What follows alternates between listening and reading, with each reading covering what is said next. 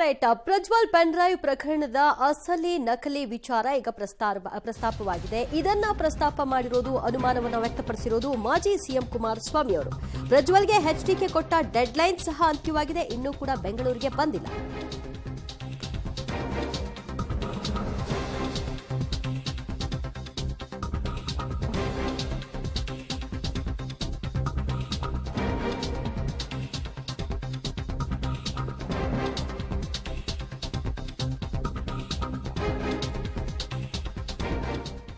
Pen drive video ಅಸಲಿನ ನಕಲಿನ, ಹೀಗೊಂದು ಅನುಮಾನವನ್ನ ಮಾಜಿ CM Kumaraswamy ಅವರು ವ್ಯಕ್ತಪಡಿಸಿದ್ದಾರೆ. ಜೊತೆಗೆ ಪ್ರಜ್ವಲ್ ಬಂದು ವಿಚಾರಣೆಗೆ ಹಾಜರಾಗು, ಇನ್ನಷ್ಟು ದಿನ ತಲೆಮರೆಸಿಕೊಂಡ್ರೆ ಸರಿ ಹೋಗಲ್ಲ ಅನ್ನುವಂತಹ ಸಲಹೆಯ ಜೊತೆಗೆ ಮನವಿ ಸಹ ಮಾಡಿದ್ರು ಕುಮಾರಸ್ವಾಮಿ ಅವರು. ಆದರೆ ಪ್ರಜ್ವಲ್ ಬಂದಿಲ್ಲ, ಬರ್ತಾರಾ ಬರಲ್ವಾ, ಹೀಗೊಂದು ಪ್ರಶ್ನೆ ಸಹಜವಾಗಿ ಮೂಡಿದೆ.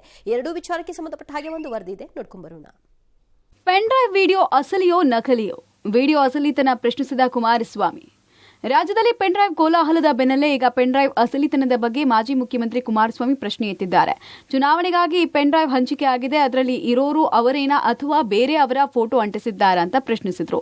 ಈ ಪ್ರಕರಣದಲ್ಲಿ ಎಲ್ಲರನ್ನ ತನಿಖೆಗೆ ಒಳಪಡಿಸಬೇಕು. ಸಿಎಂ, ಡಿಸಿಎಂ ಯಾವ ಅಧಿಕಾರಿಗಳಿಗೆ ಯಾವ ಸೂಚನೆ ಕೊಟ್ಟಿದ್ದಾರೆ, ಯಾರ ಜೊತೆ ಸಭೆಗಳನ್ನ ಮಾಡಿದ್ದಾರೆ, ಎಲ್ಲ ಮಾಹಿತಿ ನನ್ನ ಬಳಿ ಇದೆ. ಅವರ ಅಕ್ಕಪಕ್ಕ ಇದ್ದವರೇ ಮಾಹಿತಿ ಕೊಟ್ಟಿದ್ದಾರೆ ಅಂದ್ರು. ಎಚ್ಡಿಕೆ ಹೇಳಿಕೆಗೆ ಡಿಸಿಎಂ ಡಿಕೆ ತಿರುಗೇಟನ್ನ ಕೊಟ್ಟಿದ್ದಾರೆ. ಬಹಳ ಸಂತೋಷ, ಯಾರ್ಯಾರು ಮಾಹಿತಿ ಕೊಟ್ಟಿದ್ದಾರೆ ಅವರಿಗೆ ಅಫಿಡವಿಟ್ ಫೈಲ್ ಮಾಡಲಿ ಅಂದ್ರು. ಇವತ್ತು ನಿಮ್ಮ ಉಪಮುಖ್ಯಮಂತ್ರಿ ಪ್ರತಿದಿನ ಏನು ನೀವುಗಳು ಮೀಟಿಂಗ್ ಮಾಡಿದ್ದೀರಿ, ಯಾವ ಅಧಿಕಾರಿಗಳನ್ನ ಕರೆಸಿ ಏನೇನು ಡೈರೆಕ್ಷನ್ ಕೊಡ್ತೀರಿ, ನಮಗೇನು ಮಾಹಿತಿ ಬರಲ್ವಾ? ಸುಮ್ಮನೆ ಕತೆ ಕಟ್ಟಿ ಹೇಳ್ತೀವ ನಾವು. ನಮಗೂ ಕೂಡ ಮಾಹಿತಿ ಕೊಡೋರು ಅವರೇ, ನಿಮ್ಮ ಅಕ್ಕಪಕ್ಕದಲ್ಲೇ. ಅವ್ರು ಕೊಟ್ಟಂಥ ಮಾಹಿತಿ ಮೇಲೆ ನಾನು ಚರ್ಚೆ ಮಾಡ್ತೀನಿ. ಭಾಳ ಸಂತೋಷ. ಅವ್ರು ಯಾರು ಮಾಹಿತಿ ಕೊಟ್ಟಿದ್ದಾರೆ ಅಂತೇಳಿ ಒಂದು ಅಫಿಡವಿಟ್ ಫೈಲ್ ಮಾಡಕ್ಕೆ ಹೇಳಿ. ಪೆನ್ ಡ್ರೈವ್ ಮೂಲವೇ ಕಾರ್ತಿಕ್, ಡಿಸಿಎಂ ಡಿಕೆಶಿ ಕಾಪಿ ಮಾಡಿಕೊಂಡಿದ್ದಾರೆ.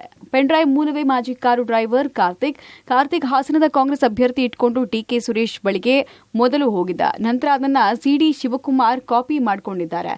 ಕಾರ್ತಿಕ್ಗೆ ವಾಪಸ್ ಕೊಟ್ಟು ಸಮಯ ಬಂದಾಗ ಉಪಯೋಗಿಸಿಕೊಳ್ಳೋಣ ಅಂತ ಹೇಳಿ ಕಳಿಸಿದ್ರು. ನಾನು ಪ್ರಜ್ವಲ್ ಪರವಾಗಿಲ್ಲ, ಆತನ ಅಪರಾಧ ಸಾಬೀತಾದರೆ ಶಿಕ್ಷೆ ಕೊಡಿ. ಸಿಎಂ ಅವರೇ, ಅಧಿಕಾರ ಶಾಶ್ವತ ಅಲ್ಲ, ನಿಮ್ಮ ಅಧಿಕಾರ ದುರುಪಯೋಗದ ವಿರುದ್ಧ ಕಾನೂನು ಹೋರಾಟ ಮಾಡಬೇಕಾಗತ್ತೆ ಅಂತ ಹೇಳಿದ್ರು.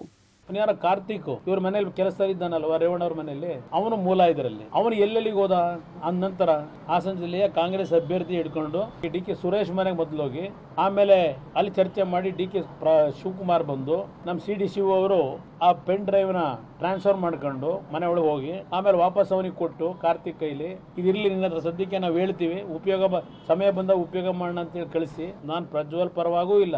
ಅವನು ತಪ್ಪು ಮಾಡಿರ್ತಕ್ಕಂಥದ್ದು ಇವತ್ತೇನು ತನಿಖೆ ನಡೀತಾ ಇದೆ ಅದ್ರಲ್ಲಿ ಸಾಬೀತಾಗಿ ಶಿಕ್ಷೆಯನ್ನ ಕೊಡ್ತಕ್ಕಂಥದ್ದಕ್ಕೆ ನಿಮ್ಮ ಜೊತೆಲಿ ನಾವಿದ್ದೇವೆ. ಇವತ್ತು ಮುಖ್ಯಮಂತ್ರಿಗಳಿಗೆ ಹೇಳ್ತೇನೆ, ನಿಮ್ಮ ಈ ಒಂದು ಅಧಿಕಾರ ಏನು ನಡೀತಾ ಇದೆ ಶಾಶ್ವತ ಯಾರಿಗೂ ಅಲ್ಲ, ಯಾರಿಗೂ ಶಾಶ್ವತ ಇಲ್ಲ. ನೀವು ಯಾವಾಗ ಅಧಿಕಾರ ದುರುಪಯೋಗ ಪಡಿಸ್ಕೊಂಡು ಹೊರಟಿದ್ದೀರಿ, ನಾವು ಕಾನೂನು ಹೋರಾಟ ಮಾಡ್ತೀವಿ. 20 ದಿನಗಳ ಬಳಿಕ ತವರಿಗೆ ಎಚ್ಡಿ ರೇವಣ್ಣ. ಪ್ರಜ್ವಲ್ ಬಗ್ಗೆ ಪ್ರತಿಕ್ರಿಯೆಗೆ ನಿರಾಕರಣೆ.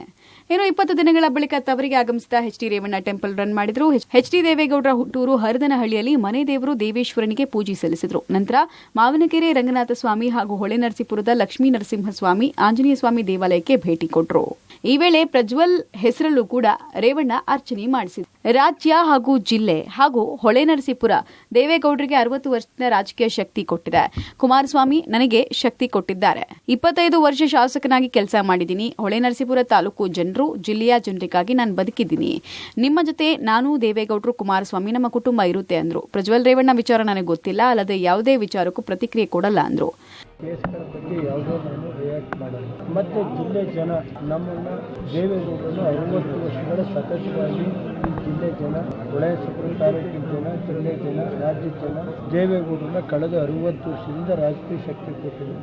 ದೇವೇಗೌಡರಿಗೆ, ಕುಮಾರಣ್ಣರಿಗೆ, ನನಗೆ 25 ವರ್ಷ ಶಾಸಕನಾಗಿ ಕೆಲಸ ಮಾಡಿದ್ದೀನಿ. ನಾನು ಜಿಲ್ಲೆಯ ಮತ್ತು ಹೊಳೆನರಸೀಪುರ ತಾಲೂಕಿಗೆ ನಾನು ಬದುಕಿರೋವರಿಗೆ ನಮ್ಮ ಜನ ಯಾರು ನಿಮ್ಮ ಜೊತೆ ಇರ್ತೀವಿ. ನಮ್ಮ ಕುಟುಂಬ, ದೇವೇಗೌಡರು, ನಾನು, ಕುಮಾರಣ್ಣ ಎಲ್ಲ ನಿಮ್ಮ ಜೊತೆ ಇರ್ತೀವಿ. ಪ್ರಜ್ವಲ್ ರೇವಣ್ಣ ದೇಶ ಬಿಟ್ಟು ಇಂದಿಗೆ 26 ದಿನ. ಕುಮಾರಸ್ವಾಮಿ ಕೊಟ್ಟ ಡೆಡ್ಲೈನ್ ಕೂಡ ಅಂತ್ಯ. ಎಲೆಕ್ಷನ್ ಮುಗಿತಾ ಇದ್ದ ಹಾಗೆ ದೇಶ ಬಿಟ್ಟಿದ್ದ ಹಾಸನ ಸಂಸದ ಪ್ರಜ್ವಲ್ ರೇವಣ್ಣ ಇಂದಿಗೆ 26 ದಿನವಾದರೂ ಇನ್ನೂ ಸ್ವದೇಶಕ್ಕೆ ಮರಳಿಲ್ಲ. ಈ ಮಧ್ಯೆ ಚಿಕ್ಕಪ್ಪ ಕುಮಾರಸ್ವಾಮಿ ಎಲ್ಲಿದ್ರೂ ಕೂಡ ಸ್ವದೇಶಕ್ಕೆ ಮರಳು ಅಂತ ಪ್ರಜ್ವಲ್ಗೆ ಕೊಟ್ಟ ಡೆಡ್ಲೈನ್ ಕೂಡ ಅಂತ್ಯ ಆಗಿದೆ. ಮೊನ್ನೆ ಜೆಪಿ ಭವನದಲ್ಲಿ ಸುದ್ದಿಗೋಷ್ಠಿ ನಡೆಸಿ ಪ್ರಜ್ವಲ್ ವಿದೇಶದಿಂದ ವಾಪಸ್ ಬರುವಂತೆ ಎಚ್ಡಿಕೆ ಮನವಿ ಮಾಡಿದ್ರು. ನಿನ್ನೆ ಕೂಡ ಪ್ರಜ್ವಲ್ಗೆ ಮನವಿ ಮಾಡಿ ವಾಪಸ್ ಬರುವಂತೆ ಕೇಳ್ಕೊಂಡ್ರು. ಅಲ್ಲದೆ ಎಲ್ಲೇ ಇದ್ರೂ ಬಂದು ಎಸ್ಐಟಿ ಯಾವ ರೀತಿ ತನಿಖೆ ಮಾಡ್ತಾರೋ ಅದಕ್ಕೆ ಸಹಕಾರ ಕೊಡುವಂತ ಮನವಿ ಮಾಡಿದ್ರು. ಆದ್ರೆ ಪ್ರಜ್ವಲ್ ಚಿಕ್ಕಪ್ಪನ ಮನವಿಗೆ ಒಪ್ಪಿ ಎಸ್ಐಟಿ ಮುಂದೆ ಹಾಜರಾಗ್ತಾರಾ ಅಥವಾ ಚಿಕ್ಕಪ್ಪನ ಮಾತು ಮೀರಿ ವಿದೇಶದಲ್ಲಿ ಉಳಿತಾರಾ ಅನ್ನೋ ಪ್ರಶ್ನೆ ಉದ್ಭವಿಸಿದೆ. ನಾನು ಸಹ ಈ ಮಾಧ್ಯಮದ ಮುಖಾಂತರ ಏನಾಗುತ್ತೆ, ಯಾಕೆ ಹೆದರಬೇಕು? ತಪ್ಪು ಮಾಡಿದ್ರೆ ಈ ನೆಲದ ಕಾನೂನಲ್ಲಿ ಯಾರೇ ಆಗಲಿ, ಯಾರು ದೊಡ್ಡವರಲ್ಲ, ಪಾಪ ದುಡ್ಡಿರೋರು ಏನಾದ್ರು ಮಾಡ್ಕೊತಾರೆ. ಅದು ನನ್ನ ಅನುಭವ ಇದೆ, ಏನೇನು ನಡೆದಿದೆ ಅಂತೇಳಿ ಈ ರಾಜ್ಯದಲ್ಲಿ. ಈ ನಾಡಿನ ಲಕ್ಷಾಂತರ ಜನ ಮತ ಕೊಟ್ಟಿದ್ದಾರೆ ನಮ್ಮ ಪಕ್ಷಕ್ಕೆ.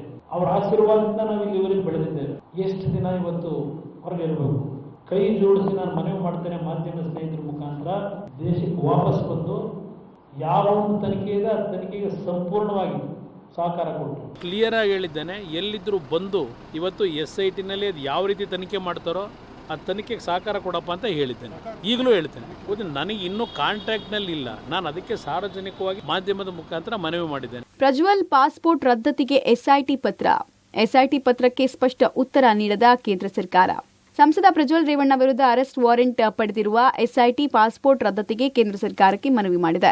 ಪ್ರಜ್ವಲ್ ವಿರುದ್ಧ ಇರುವಂತಹ ಮಾಹಿತಿಯನ್ನು ಉಲ್ಲೇಖಿಸಿ ಕೇಂದ್ರ ಸರ್ಕಾರಕ್ಕೆ ಪತ್ರ ಬರೆದಿದ್ದು, ಆದರೆ ಇದುವರೆಗೂ ಕೂಡ ಸ್ಪಷ್ಟವಾದ ಪ್ರತ್ಯುತ್ತರ ಬಂದಿಲ್ಲ. ಪಾಸ್ಪೋರ್ಟ್ ರದ್ದು ಮಾಡಿದರೆ ವಿದೇಶದಿಂದ ಸುಲಭವಾಗಿ ಕರೆತರಬಹುದು ಅನ್ನೋ ಪ್ಲಾನ್ ಎಸ್ಐಟಿಯದು. ಇದುವರೆಗೂ ಸ್ಪಷ್ಟವಾದ ಉತ್ತರ ಇಲ್ಲದ ಕಾರಣ ಒಂದೆರಡು ದಿನಗಳ ಕಾಲ ಕಾದು ಮತ್ತೆ ಪತ್ರ ಬರೆಯುವ ತಯಾರಿಯಲ್ಲಿದೆ ಎಸ್ಐಟಿ. ನಾವು ಅವರಿಗೆ ಡಿಪ್ಲೊಮ್ಯಾಟಿಕ್ ಪಾಸ್ಪೋರ್ಟ್ ಅನ್ನ ನೀವು ಕ್ಯಾನ್ಸಲ್ ಮಾಡಬೇಕು ಅಂತೇಳಿ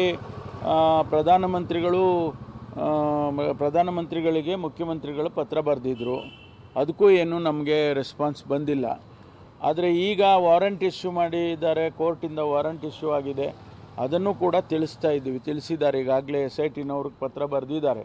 ಅದು ಅಫಿಷಿಯಲ್ ಚಾನಲ್ಲು. ಅದರಲ್ಲಿ ವಾರಂಟ್ ಇಶ್ಯೂ ಮಾಡಿದ ಮೇಲೆ ನೀವು ಕ್ಯಾನ್ಸಲ್ ಮಾಡಬೇಕಾದದ್ದು ಅವರ ಕರ್ತವ್ಯ. ಅದು ಹಾಗಾಗಿ ಮಾಡಬೇಕು. ಒಂದ್ ಕಡೆ ಪ್ರಜ್ವಲ್ ರೇವಣ್ಣ ಸ್ವದೇಶಕ್ಕೆ ಮರಳದೇ ಇರೋದು ಎಸ್ಐಟಿಗೆ ದೊಡ್ಡ ತಲೆನೋವಾದ್ರೆ, ಮತ್ತೊಂದು ಕಡೆ ಪೆನ್ ಡ್ರೈವ್ ವಿಚಾರ ರಾಜ್ಯದಲ್ಲಿ ಕೋಲಾಹಲ ಎಬ್ಬಿಸಿದೆ. News desk, public TV.